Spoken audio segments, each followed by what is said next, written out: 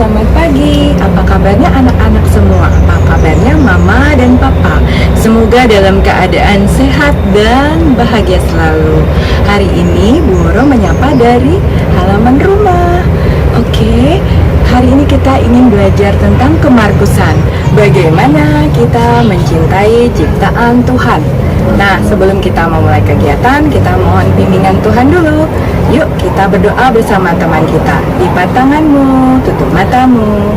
Mari kita berdoa bersama teman kita.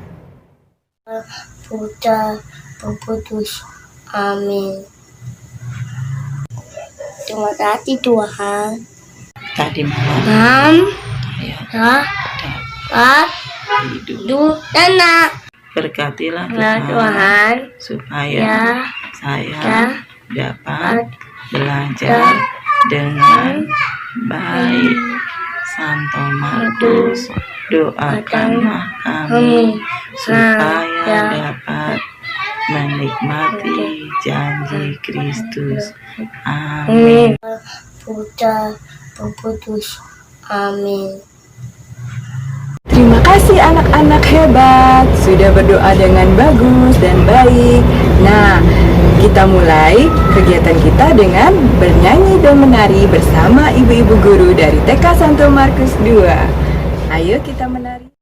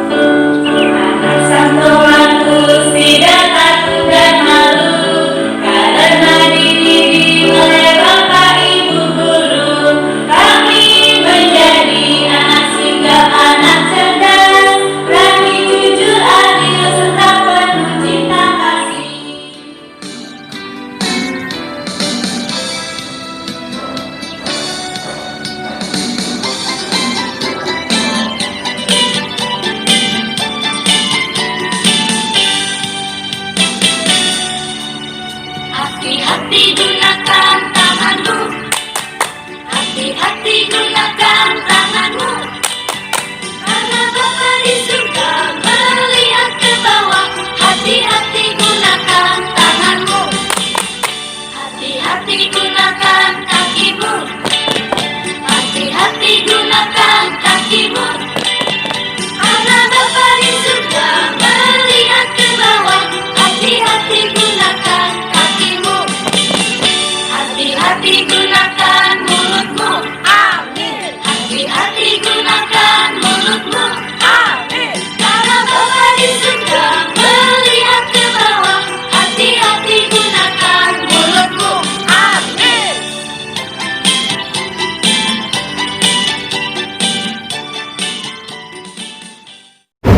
Wah, gerakannya luar biasa. Bagus. Nah, setelah ini anak-anak boleh minum air dan mendengarkan cerita Alkitab. Ayo kita dengarkan ceritanya tentang seorang penabur. Perumpamaan seorang penabur.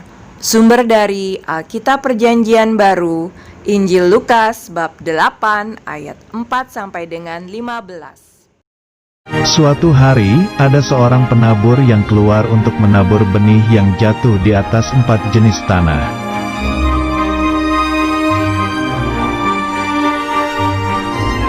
Pada waktu ia menabur, sebagian benih itu jatuh ke tanah di pinggir jalan.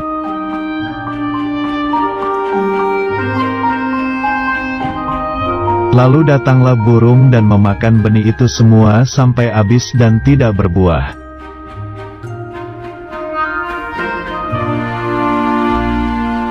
Kemudian sebagian benih jatuh di tanah yang berbatu, yang tidak banyak tanahnya, lalu benih itu tumbuh.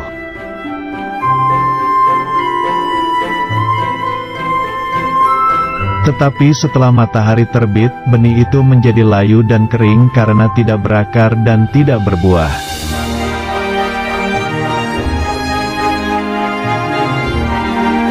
Kemudian sebagian lagi benih itu jatuh ke tanah di tengah semak duri.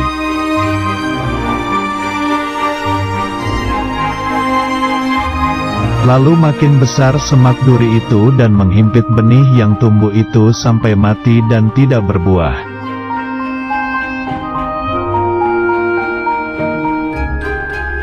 Dan sebagian benih itu jatuh di tanah yang baik, lalu benih itu berbuah banyak sekali.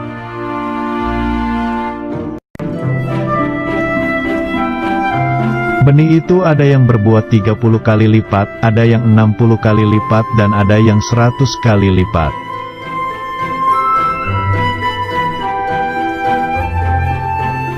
Benih itu maksudnya adalah firman Tuhan, dan tanah itu maksudnya adalah hati kita.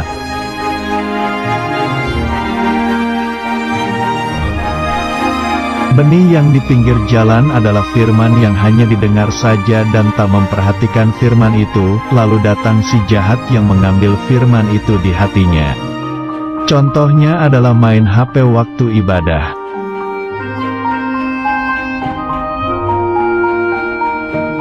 Benih yang di tanah berbatu adalah firman yang hanya didengar saja dan tak mempelajari firman itu, lalu datang masalah yang menjauhkan firman itu di hatinya. Contohnya adalah malas membaca Alkitab.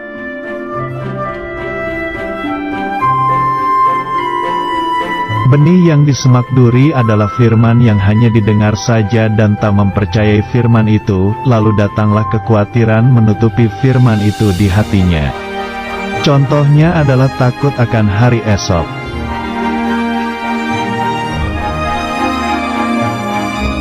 Benih yang di tanah baik adalah firman yang didengar dan disambut, yaitu memperhatikan, mempelajari dan mempercayai firman itu. Contohnya adalah rajin membaca Alkitab, merenungkan dan melakukan firman Tuhan.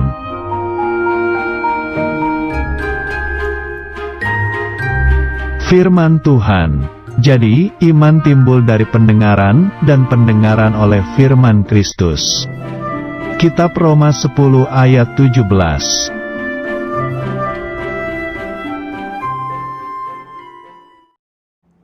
Tanaman adalah salah satu ciptaan Tuhan. Sebagai anak yang beriman, salah satu bentuk mencintai ciptaan Tuhan adalah menyayangi tanaman. Caranya adalah menyiram tanaman. Tanaman yang sehat dan subur, buat anak bahagia, buat Tuhan Yesus bahagia.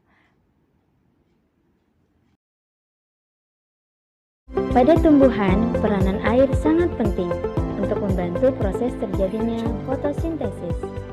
Air akan meresap ke dalam tanah dan diserap oleh akar, lalu akan membawa air ke seluruh bagian pohon atau tumbuhan. Dan dengan bantuan sinar matahari, terjadilah proses fotosintesis atau pemasakan makanan pada daun. Dengan terjadinya proses ini menghasilkan oksigen atau O2 yang biasa kita. Halo anak-anak, hari ini kita akan mengadakan eksperimen tentang penyerapan air. Alat dan bahan yang kita butuhkan adalah 2 belah gelas plastik, lalu pewarna makanan, lalu tisu atau secarik kain, dan juga air. Langkah nomor 1 untuk melakukan eksperimen ini, pada salah satu gelas kita isi air.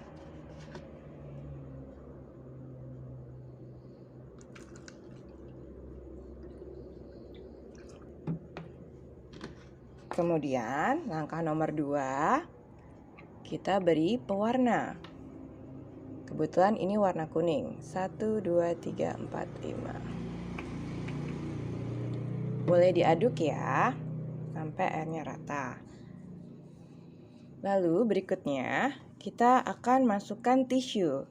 Pertama tisunya kita lipat dulu ya. Lipat sampai seperti ini. Boleh dibagi 2 seperti ini. Lalu ujung sisi kirinya bisa kita masukkan ke air yang berwarna. Ujung sisi lainnya kita letakkan di gelas yang kosong. Nanti anak-anak dapat amati setelah beberapa menit apa yang akan terjadi pada tisu yang terjadi pada air dan apa yang akan terjadi pada gelas plastik yang kosong. Terima kasih perhatiannya. Selamat bereksperimen anak-anak. Selamat mencari tahu. Tuhan Yesus memberkati.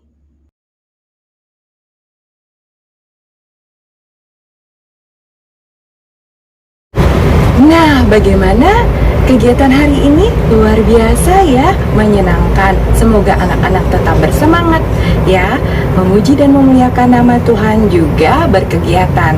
Terima kasih Mama Papa untuk bimbingannya. Nah, kita tutup dengan doa penutup ya, bersama teman kita. Teman, mari kita berdoa dalam Bapa dan Putra Roh Kudus. Amin. Salam Maria, penuh rahmat, Tuhan sertamu, terpujilah di engkau di antara wanita, dan pujilah buah tubuh Yesus. Santa Maria, Bunda Allah, doakanlah kami saat ini, sekarang dan waktu kami mati. Amin. Santo Markus, doakanlah kami. Amin. Dalam Bapa, Putra, Roh Kudus. Amin.